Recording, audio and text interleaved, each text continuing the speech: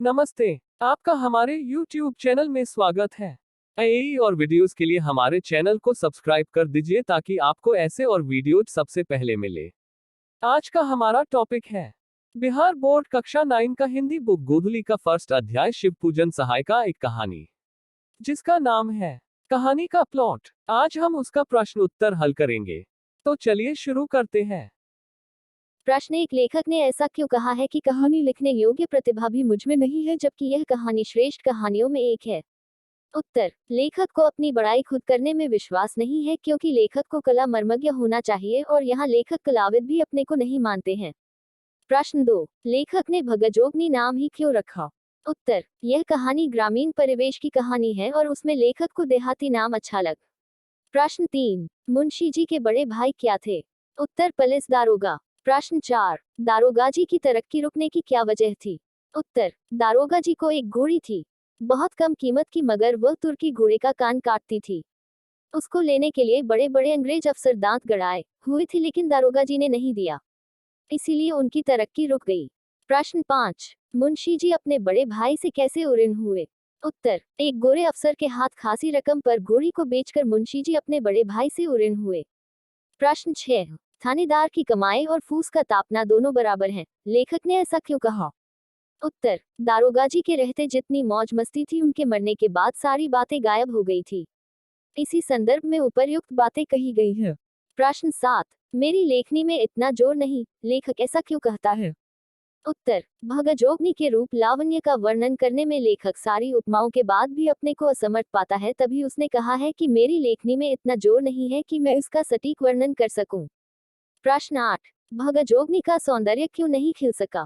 उत्तर, भगजोगनी अनाथ बच्ची गरीबी की चक्की में इतनी पिस गई थी कि उसे और बातों के अलावा 2 जून खाना भी नसीब न था, फिर उसका सौंदर्य कैसे खिल सकता था? प्रश्न 9, मुंशी जी गल फांसी लगाकर क्यों करना मरना चाहते हैं? उत्तर, भगजोगनी की दशा देखकर अपनी गरीबी पर तरस खाकर बदहाली की जिंदगी जीने से मजबूर होकर गला फांसी लगा लेना चाहते हैं मुंशी जी। प्रश्न 10, भगजोगनी का दूसरा वर्तमान नवयुवक पति उसका ही सौतेला बेटा है, यह घटना समाज की किस बुराई की ओर संकेत करती है और क्यों? उत्तर, भगजोगनी की शादी वृद्ध से हुई थी जो उसके तरुणाई आते मर गया। आज वह युवती है, पूर्ण युवती। उसका सौंदर्य उसके वर्तमान पति का स्वर्गीय धन है, दूसरा पति उसका सौतेला बेटा। यही समाज की नियति है कि वह इस वातावरण में जीने को मजबूर है। व्याख्याएं, आशय स्पष्ट करें। कब जो जीभ एक दिन बटेरों का शोरबा सुड़कती थी, अब वह सराह सराह कर मटर का सत्तू सुरपोटने लगी। चुपड़ी चपातियां चबाने वाले दांत अब चंद चबाकर दिन गुजरने लगे।